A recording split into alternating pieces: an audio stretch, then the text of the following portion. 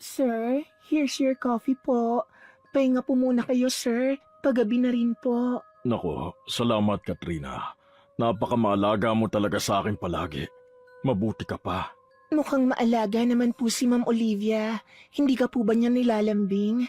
Hindi na rin po siya nagagawi sa opisina. Busy yun ngayon. Mula nung bumalik sa trabaho, nakalimutan na yatang may asawa siya. Ganun ba, sir? Kawawa ka naman po pala. Huwag po kayo mag-alala. Habang nandito po kayo sa opisina, ako munang magpapamper sa inyo. Malambing ang boses ni Katrina habang nilalapag ang bagong timplang kape. Nang mapaangat ang tingin ng boss niyang si Fernando sa kanyang direksyon, nanatili siyang nakayuko. Bulgar na nilalahad ang dibdib sa suot na masikip na blusa. Nang maabot ni Fernando ang tasa, nginitian niya ang sekretarya. Kung pwede lang kitang iuwi sa bahay, ginawa ko na Katrina. Ay nako, si sir talaga mapagbiro. Kahit na ang tono ni Katrina ay nakikipagbiruan, napangiti naman siya ng palihim sa narinig. Hindi lingid sa kaalaman niya na medyo lumalabo na ang relasyon ni Fernando at asawa nito. Kung ako siguro ang asawa mo, sir, todo alaga ako sa'yo. Sa gwapo mong yan, siguradong hirap mong kaligtaan. Tapos sa bahay lang ako palagi. Maghihintay sa pag-uwi kasama ang masahe. Natawa si Fernando ngunit halatang bumibigay rin sa pahaging ng sekretarya. Hindi ito ang unang beses na tila magnobyo ang dalawa kung maglandian. Mas inaasikaso pa ni Katrina ang boss kesa sa trabaho, kaya konting pagpapakyut lang niya, tila humaling si Fernando. Pinobola mo na naman ako eh. Paano kita ngayon maiiwan yan? Dadala na lang kita ng pasalubong. Anong gusto mo? Since ayaw mo naman akong isama, kahit makauwi ka lang ng safe, sapat na sa akin. Umandar na naman ang acting skills ni Katrina. Kahit ganun ang sinabi niya, panay ang hawak niya sa kanyang leeg at malungkot ang ekspresyon ng mukha. Napansin agad ni Fernando na wala na ang dating kwintas na paborito nitong suotin. Nang makita ni Katrina kung saan nakatingin ang boss, pinigilan niyang hawakan ang leeg. Sorry, sir. Nasanay lang kasi akong pinaglalaroan ng kwintas ko eh. Sorry po. Anong nangyari? Nawala ba ang kwintas mo? Hindi po. Kailangan ko lang po kasing isang lamuna. Pampagamot ng kapatid ko sa probinsya. Pero okay lang po ako. Wala namang katumbas ang material na bagay pagdating sa pamilya. Oh, honey, don't worry. Babalik din yun sa'yo. Akong bahala. Sinabayan ng munting iyak ni Katrina ang kasinungalingan. Ang totoo, wala naman itong kapatid at talagang tinago niya ang mumurahing kwintas para magamit itong kasangkapan para kaawaan ni Fernando. Ngunit dahil lulong si Fernando sa drama ni Katrina, baon niya sa isip ang ibibigay na regalo sa dalaga kapag bumalik na siya mula sa kanyang business trip. Wow! Ang bongga ng alas mo ngayon, Besa. Kanino galing? Bigay ni boss yan, oh. Shh! Hinaan mo nga ang bibig mo. Bakit hindi mo nalang kaya i-broadcast sa buong kantin? Kung makasigaw naman tong babaeng to. Sorry naman. So, bigay nga sa'yo ni boss? Mukhang seryoso na kayo ah. Anong plano sa'yo nun? Payag ka talagang maging kabit? Ibinalandra ni Katrina ang regalong kwintas ni Fernando sa kanya. Hawig nito ang dati niyang kwintas ngunit ang kaibahan, halatang original ito at mamahalin. Matagal nang magkakilala sina Chloe at Katrina. Parehong kumpanya rin ang pinagtatrabahuhan, ngunit si Chloe ay nasa ibang department. Kaya sa kantin lang sila nagkikita. Well, hindi naman niya ako papangakuan ng kung ano kung hindi siya seryoso. May plano nga siyang isama ako sa abroad sa susunod eh. Wow! Grabe ang alindog mo, Bes.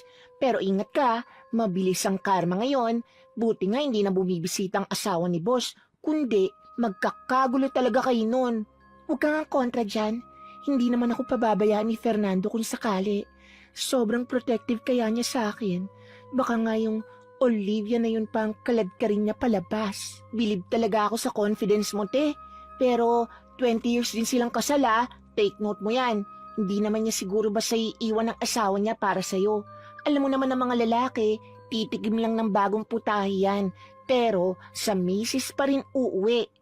Nag-iba ang timpla ng mukha ni Katrina sa narinig at pati si Chloe natakot sa ekspresyon ng kaibigan. Mas kinilabutan pa siya nang ngumisi ito bigla. Kung ganon, ibahin mo ko. Sa tingin mo ba papayag ako na basta-bastang iwan? Ngayon pa, pagkatapos kong maranasan ang yaman niya, gagawin ko ang lahat para mapaghiwalay sila. Kahit isakripisyo ko pang sarili ko. Trust me.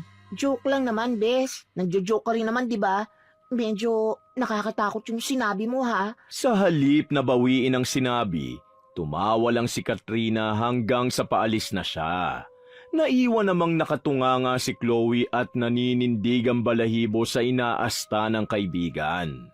Habang pabalik naman si Katrina sa opisina, hindi sinasadyang nadulas ito sa tiles na nililinisan ng janitor. Hala, sorry po ma'am.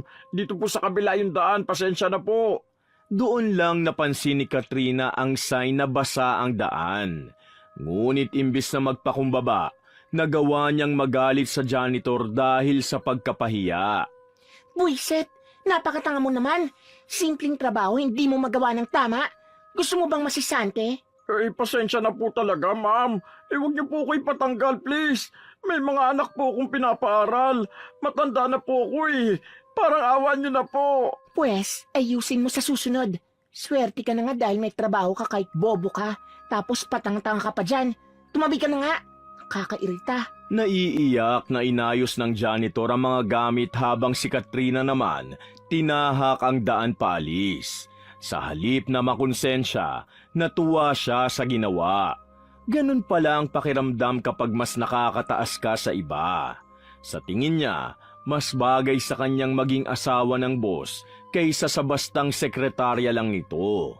At dahil doon, mas lalong tumibay ang plano niyang agawin si Fernando mula sa asawa nito. Oh my gosh, sir.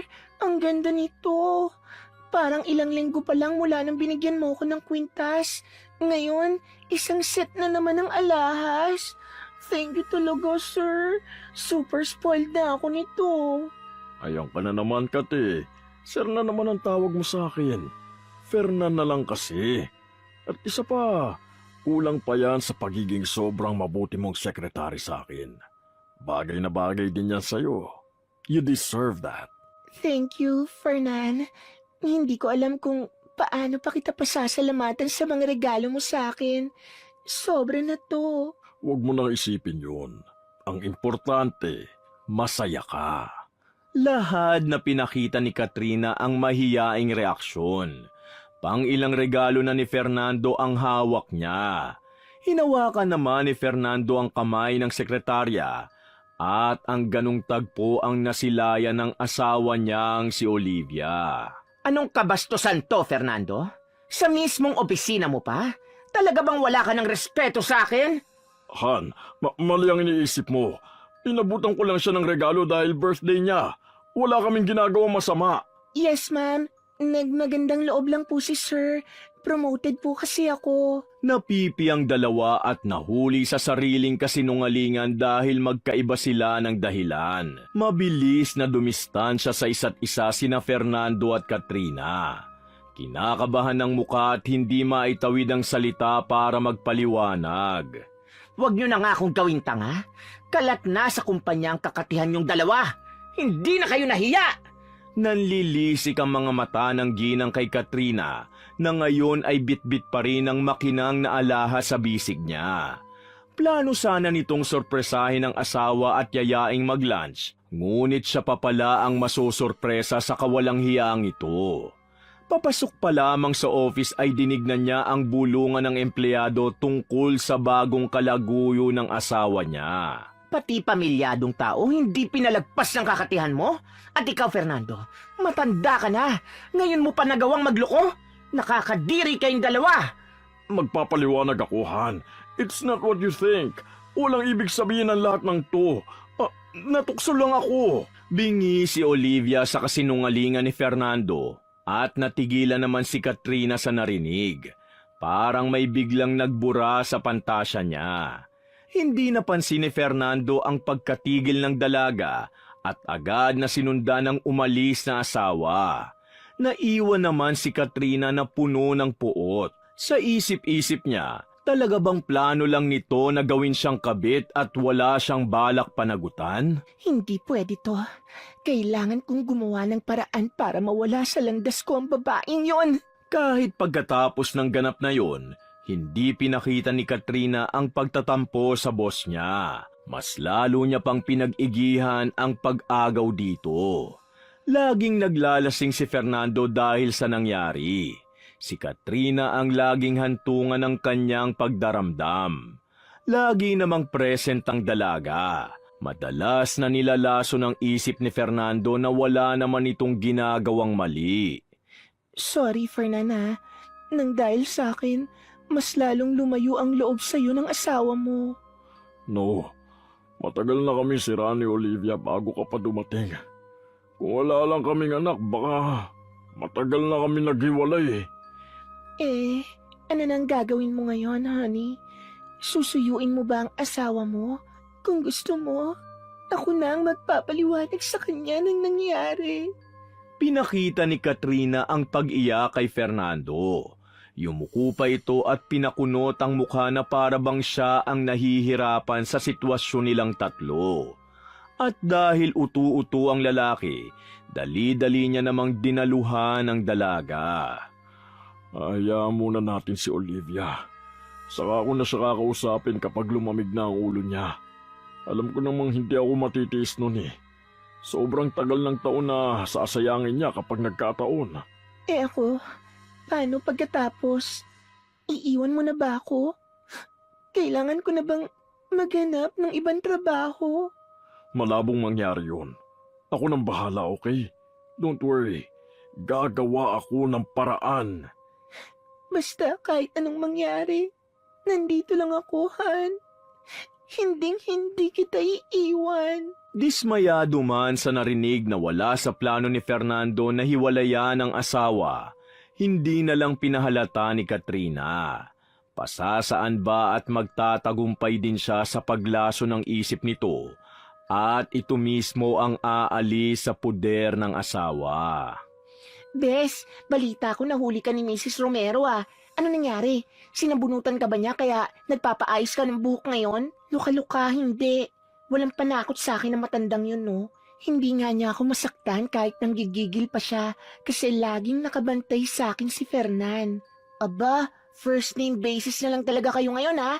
Baka sa susunod, ikaw na ang asawa ng boss. Hindi na ako magugulat doon. Kaya dapat mabait ka na sa akin ngayon pa lang, Bes. Malay mo, ma-promote kita agad kapag nagpakasal na kami. Meet Katrina Romero. Diba ang gandang pakinggan? Hindi gaya ng Olivia Romero. Sobrang pangmatanda. Yak! Nagtawa na ng dalawang babae habang nagpapaayos ng buhok sa salon gamit ang company card na basta na lang binigay ni Fernando sa kabit niya. Habang tumatagal, mas lalong natatambakan ng trabaho si Katrina na hindi na niya pinapansin. Habang ang abubot sa katawan niya ay padagdag ng padagdag. Mas mukha na itong boss at hindi mo mapaghahalata ang sekretarya. Pero Bes, hindi ka ba natatakot na baka hindi rin kayo magtagal? Kasi 30 ka na ngayon. What if may makita si Fernando na mas bata sa'yo? Asawa nga niya na may lahi, nagawa niya panlukoyin, di ba? What if lang naman? Malabong mangyari yun. Kahit anong ganda o fresh pa na mga yan, wala silang panama sa alindog ko, no? Ay pak, haba ng hair. Baka papalapit pa lang sila, mabulag na sila sa kinang ng alaas mo. They could never. Nag-appear ang dalawa. Halata ang kawalan ng klas sa lakas ng boses nila. Ngunit habang pauwi, muling nanumbalik ang kaunting pangamba ni Katrina na baka tama nga ang mungkahi ng kaibigan. Na kung anumang tinatamasa niya ngayon, mawawala rin sa isang iglap. Pumasok sa isip niya kung dapat na ba siyang mabahala ngayon. Hoy, saan ka pupunta? Bawal ang mga intern sa floor ng boss. Excuse me, hindi ako intern dito. Boss mo mismo ang pakay ko rito, hindi ikaw. Gawin mo ang trabaho mo at tawagin mo siya. Aba, ang taas naman ng ere mo. Sa suot mong yan, paano ka nakapasok dito? Isa ka sa mga malalanding balak umaligid kay Fernando, no? For your information, taken na siya. Sinong tinatawag mo malandi? Takot ka ba sa sarili mong multo? Tama nga yata ang chismis tungkol sa'yo. Kahit budburan mo pa ng ginto yung katawan mo, amoy ko pa rin kung gaano ka kababa. Low class, cheap. Nakataas ang kilay na tiningnan ni Rebecca ang tinutukoy na kabit ng ama niya. Wala naman siyang plano na pagmalditahan ito, ngunit sa inaasa nito ay deserve naman pala nitong hindi pakitaan ng kabutihan. Kababalik niya palang galing sa abroad at ang balitang nagtaksil ang ama niya ang agad na sumalubong sa kanya. Hindi naman siya nagpapigil sa pagsugod sa opisina dahil gusto niyang makita ng harapan ang babae. Sinong tinatawag mong cheap? Kaya kitang palayasin dito. Subukan mo. Tingnan natin kung sino ang palalabasin sa ating dalawa. Hindi ako nagbibiro ha. Talagang ipapakaladkad kita. Tuturuan ko ng leksyon lahat ng malandi dito. Makikita mo! Hindi mapakali na tinawag ni Katrina ang guard sa sobrang panggagalaiti. Mula nang itinanim ni Chloe sa isip niya na anumang oras ay kaya siyang ipagpalit sa iba ni Fernando, naging paranoid na siya. Halos lahat ng babaeng empleyadong lumalapit kay Fernando, pinagdududahan niyang may balak na agawin ng lalaki. Ano nangyayari, Katrina? Nireport mo raw sa security na may nakapasok na nanggugulo rito. Nasaan na? Buti nandito na kayo. Takot na takot ako, Fernan. Nasa harap ko lang siya kanina pero nang tawagin ko na kayo, bigla na lang siyang nawala pagbalik ko. Mukhang balak pa yatang manggulo. Please, guards, hulihin niyo siya. Umaktong balisa si Katrina. Kailangan niyang mapaniwala si Fernando para mabilis na mapalayas ang babaeng yun. Nang makapasok silang lahat sa opisina, prenteng nakaupo naman si Rebecca sa swivel chair. Napailing ang guards nang makilala ang anak ng boss at umalis na nang masigurong walang ibang umaaligid sa lugar. Dali-dali namang dinaluhan ni Fernando ang anak sa sobrang pag-aalala. Sa kabilang banda, si Katrina ay lalong naguluhan sa inakto ni Fernando. Rebecca, kailan ka pa nakarating? May nakapasok raw na intruder dito. Ayos ka lang ba? Magkakilala kayo? Anong ibig sabihin nito? Ito bang ipapalit mo sa akin, Fernando? What? Nasisiraan ka na ba ng bait? Itong kabit mo, Dad. Pagsabihan mo nga. Lumabas ka muna, Katrina. Mag-uusap muna kami ng anak ko. Naimasmasan si Katrina pagkalabas ng pinto. Ito pala ang anak na tinutukoy ni Fernando. Sa buong taon kasi niyang pagtatrabaho rito, ngayon niya lang nakita ang anak nito.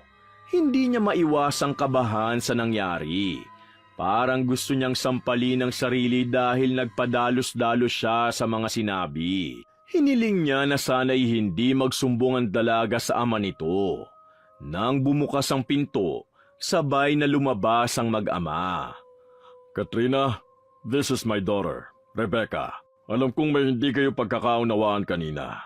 Pinutol ni Rebecca ang kung anumang sasabihin ng ama.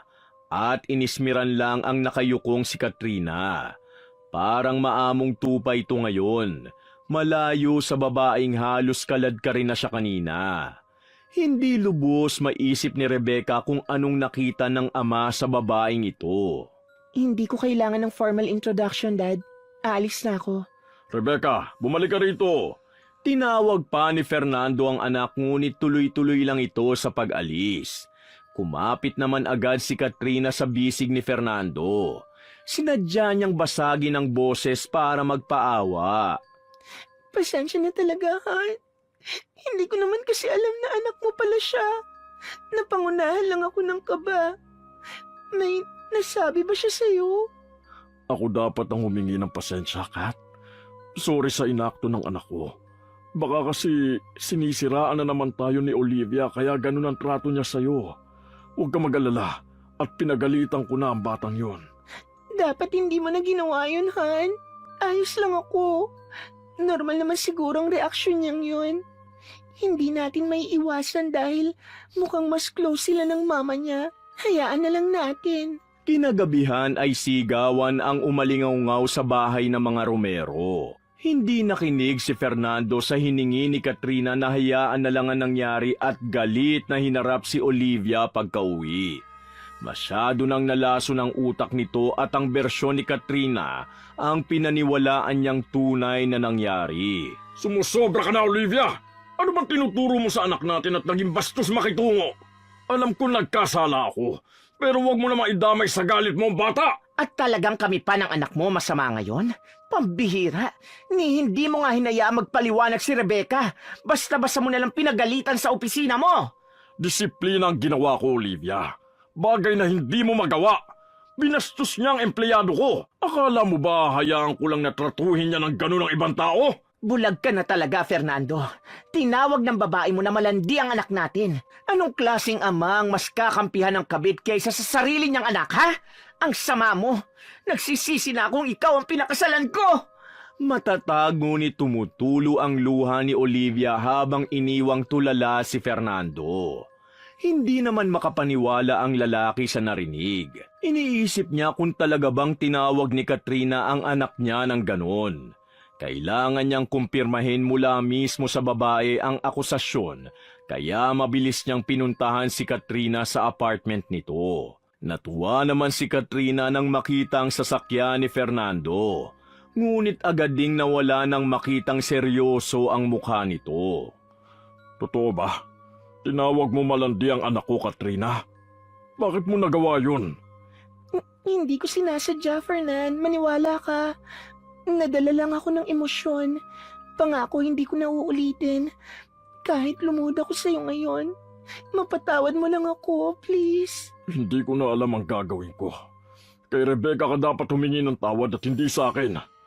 Sa ngayon, mas mabuting itigil na muna natin to. Ayokong may madamay pa. Pero Fernan, hindi ko sinasadya. Please, makinig ka naman, oh. Mahal kita, please. Halos kumapit si Katrina sa damit ni Fernando, ngunit hindi ito nagpapigil. Tuluyan namang nalugmok si Katrina nang maiwan itong mag-isa. Hindi dahil nalungkot siya sa pag-iwan sa kanya ng lalaki, kundi dahil isa na naman itong kapalpakan sa mga plano niya. Nandito ka pa rin? Ang tibay mo, ah. Himalang kakunti ng alas mo ngayon. Laitin niyo lang ako. Deserve ko naman po. Humihingi pa rin po ako ng dispensa sa ginawa ko kahapon. Pasensya na po talaga. Kahit anong sabihin mo, hindi pa rin mababagong nakasira ka ng pamilya. Sana masaya ka na sa resulta ng ginawa mo. Bumalik ulit si Rebecca dahil sa kahilingan ng kanyang ina na makipag-ayos sa ama nito. Aminadong may mali rin siya kahapon, kaya napilitan siyang pumunta kahit na ayaw niyang makita ang kabit ng ama. Saka lang ako magiging masaya kapag wala ka na sa landas ko. Kayo ng nanay mo. Hindi maiwasang mapabulong sa isip si Katrina nang lumampas si Rebecca. Pinanatili niya ang nakakaawang emosyon. Tumayo siya at dahan-dahang naglakad patungo sa break room ng department ng kaibigan niya. Saktong break time nila at lumabas na rin si Chloe na ikinangiti niya. Bes, may gagawin ka bang importante? Ikaw pala, Bes. Katatapos ko lang kumain. Bakit? May pabor sana akong hihingin eh. Alam mong nandito yung anak ng boss, di ba? Umiiwas kasi ako ngayon pero kailangan ko pa rin tungtalin sa kanya. Ayoko magkagulo kami ulit. Kung pwede sana, ikaw na magatid nito, Bes. Naku, baka ako naman na mapag-initan yan, Bes ha. Labas na ako dyan. Hindi naman nun alam na magkaibigan tayo eh. Pabor din sa kanya yon. Promise, babawi ako sa'yo. Ililibre kita sa akinsi ng kahit na anong gusto mo. Sure ka dyan, Bes ha? Sige na nga, nasa na ba yung dadaling ko sa ati Chonang yon? Inabot ni Katrina ang mainit na kape kay Chloe. Siniguro niya kanina na ang paboritong drink nito ang gawin para tiyak na iinumin ito. Good timing din na nandito ang kaibigan, kaya hindi magdududa si Rebecca kapag ibang tao ang naghatid sa kanya. Nang makaalis si Chloe dala ang inumin, dumiretso siya sa CR at inihanda ang sarili. Magkasamang bumalik si Fernando at Katrina sa opisina. Panay pa rin ang pakiusap ni Katrina ngunit ayaw makinig ni Fernando sa mga paliwanag niya.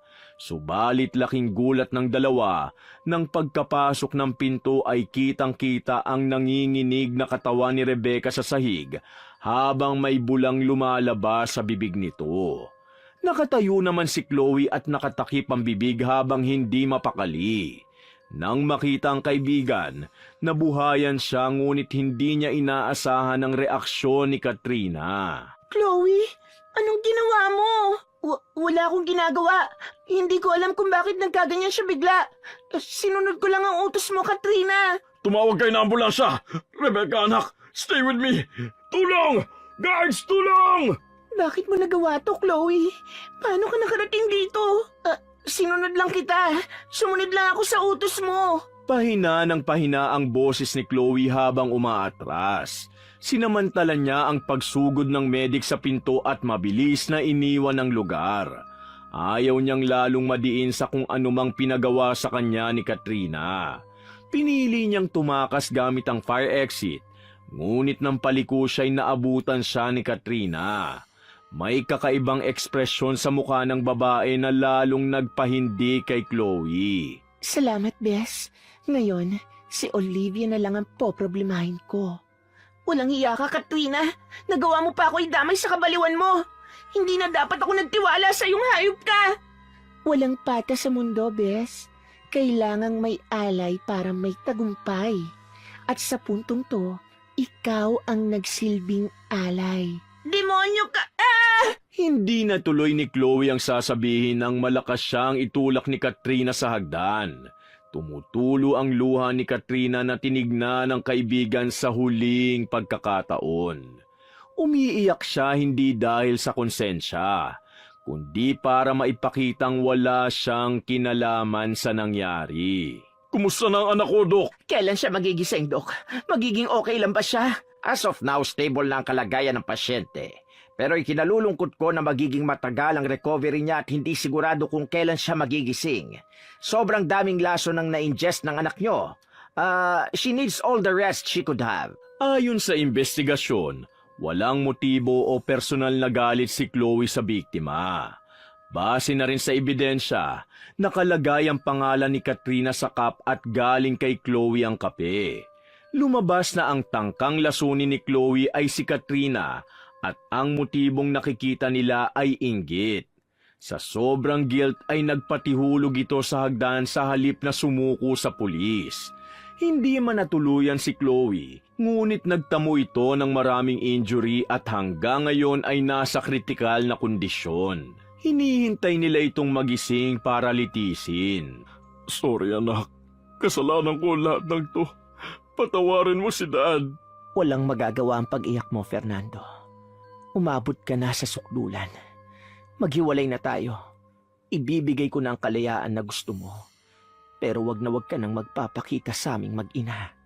Hindi inaasahan ni Fernando ang kawalan ng reaksyon ni Olivia. Ang akala niya, sisigawan siya nito at sisisihin. Ngunit malamig lang ang tingin sa kanya nito hanggang sa makaalis siya. Hindi niya alam ang gagawin.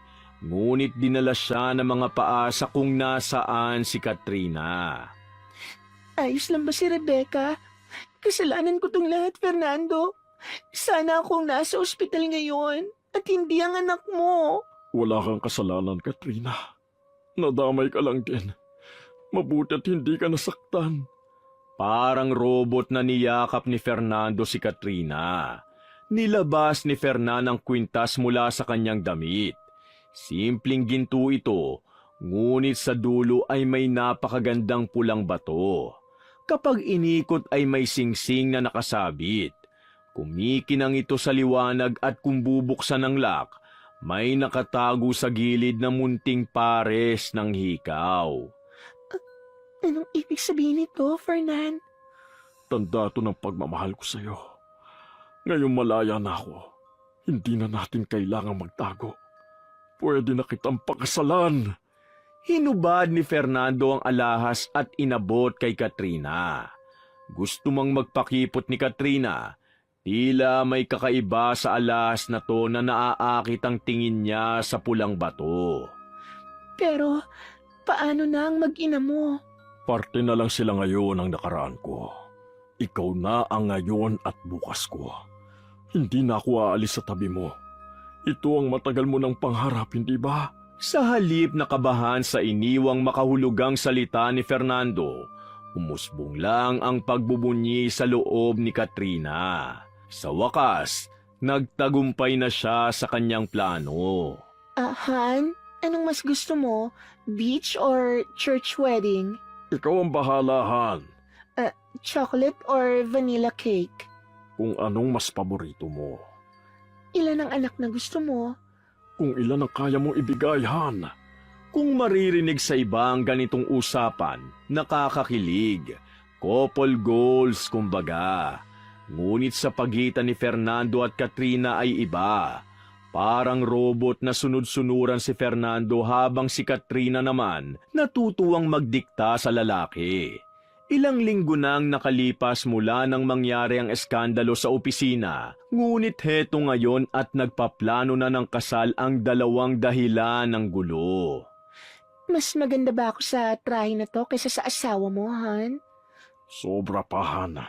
Pinakamaganda ka sa lahat. Pinagtitinginan ng dalawa habang nagsusukat ng wedding gown ng babae.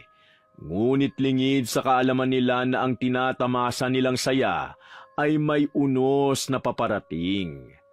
Isang araw, nagising na lang si Katrina na parang may gumagapang sa loob ng leeg niya. Pati sa tenga at daliri kung nasaan ang engagement ring ay parang tinutusok-tusok siya. Noong una'y simpleng pangangati lang, ngunit habang tumatagal, lumalala ito. Sa sobrang kamot niya ay nasusugatan na niya ang kanyang balat. Nang minsang kapain niya ito, may maliliit na butas siyang nahahawakan. Nakakainis! Napakakati! Ano ba nangyayari sa akin? Ang hapdi nito, Han! Tanggalin mo muna yung alahas, baka allergic ka eh. Ibalik mo na lang kapag magaling na. Nagreklamo si Katrina ngunit sinunod din ang payo at tatanggalin na sana ang suot nang nagulat siya dahil kahit anong hila niya sa ginto, tila nakadikit ito sa kanyang balat. Hindi na siya mapakali sa oras na ito. Tutulungan na sana siya ni Fernando nang may makita itong tila itim na linya mula sa tainga ni Katrina. Nang mas lalo niyang lapitan, nagulat siya nang may lumabas na ahas sa mismong butas kung saan ito nagkakamot kanina. Kadiri! Ano yung lumalabas sa balat mo? Anong ibig mo sabihin? Tanggalin mo na ito, please! Sa pagkapa ni Katrina, napatili siya ng sunod-sunod ang paggapang ng mga ahas mula sa lahat ng butas ng kanyang mga sugat. Parang mga linta ito na kahit anong pagpiglas niya, ayaw mataktak mula sa kanyang balat. Halos himatayin siya nang lumakbay ang isang ahas mula sa kanyang leeg at dumiretso papasok sa kanyang tenga. Sisigaw na sana siya ng tulong kay Fernando nang makita niyang wala na ito sa bahay. Siguro, naganap na ng tulong yon. Kailangan ko lang mag-relax. Relax, Katrina. Panaginip lang to. Pagkagising mo, kasal ka na sa lalaking pinapangarap mo. Pilit mang lukohin ni Katrina ang sarili. Ramdam niya ang paggapang ng mga ahas sa kanyang balat. Dagdag pa na lalong lumala ang kati. Nang lumipas ang higit isang oras na di bumabalik si Fernando, doon niya napagtanto na iniwan na siya nito. Tulong! Tulungan niyo ako! Fernando, bumalik ka! Walang sumagot sa paghingi niya ng saklolo. Namimilipit na humanap siya ng pantakip sa kanyang katawan. Pilit niyang binaybay ang daan palabas ng kanyang bahay para humingi ng tulong. Subalit iniiwasan lang siya ng mga taong nakakasalubong niya. Sa paglalakad niya, dinala siya ng mga paa sa ospital. Papasok na sana siya nang may mabangga siya. Natumba siya dahil sa lakas. Tulungan mo ako, please. Ma'am, tulungan niyo ako. Tama nga ang hinala ko. Ikaw nga yan. At nasa iyong regalo ko. Hindi man lang siya nagulat sa kalagayan nito. Namumula ang balat mula liig at kahit natakpan ng balabalay kita ang nagpupula sa naahas sa katawan. Ito ang alahas na nagbubuklod sa dalawang nagsumpaan. Binigay niya ito kay Fernando bilang simbolo ng katapatan. Ngunit mukhang talagang isinuko na ng asawa ang lahat sa kalaguyo niya. Ito na ang ebidensya at nagmamakaawa sa kanya. Bakit kailangan sa akin pa mangyari lahat ng to? Nagmahal lang ako, Olivia. Anong masama sa ginawa ko? Dahil yan sa kasakiman mo, Katrina. Huwag kang mag-aastang kawawa dahil hindi ikaw ang biktima rito. Alam mo ba ang suot mo ngayon? Pinasa pa mula sa ninuno ko. Dati hindi ako naniniwala sa kulam. Ngunit sa itsura mo ngayon, may bisa nga. Talagang ikaw ang napili. Ikaw ba ang gumawa sa akin ito? Ganito ka ba kagalit kaya mo ako pinahihirapan? Hanggang ngayon ba sisisihin mo ang lahat maliban sa sarili mo? Gumising ka sa katotohanan, Katrina. Balikan mo lahat ng ginawa mo bago ka humantong sa ganito. Maawa ka sa akin, Olivia. Nagsisisi na ako. Alam kong malaki ang kasalanan ko sa iyo, sa anak mo, pati na sa ibang taong nadamay ko. Alam kong hindi matutumbasan ng ilang milyong paumanhin ang ginawa ko. Magbabago na ako, pangako. Pakiusap, palayain mo na ako. Napabuntong hininga si Olivia at siya mismo ang nagtanggal ng nakakabit na alahas kay Katrina. Pagkatapos noon, dahan-dahang naglaho na parang bula ang mga ahas. Kumipot ang butas sa balat ni Katrina, ngunit nag-iwan ito ng marka. Salamat, Olivia. Tutuparin ko ang pangako ko. Magbabago na ako. Hindi ko to ginawa dahil naaawa ako sa iyo. Para to sa anak ko. At dahil hindi ako kasing baba ng level mo. Kagaya ng mga markang habang buhay na mananalaytay sa balat ni Katrina. Lahat ng kasamaang nagawa niya ay lagi niyang dala pati na ang leksyong binigay nito. Nang makarecover si Rebecca at Chloe, taus-puso siyang humingi ng tawad. Ang mga luma niyang alahas ay binenta niya at ang perang nakuha, ibinigay kay Chloe at sa pamilya nito. Hindi natatapos dito ang kanyang pagbabago. Nagpakalayo-layo na rin siya mula sa mga taong ginawan niya ng atraso. Simula ng araw na yon, ay hindi na siya nagsuot ng kahit anong alahas. At tuluyan niya nang tinigilan ang pagiging ahas. Wakas!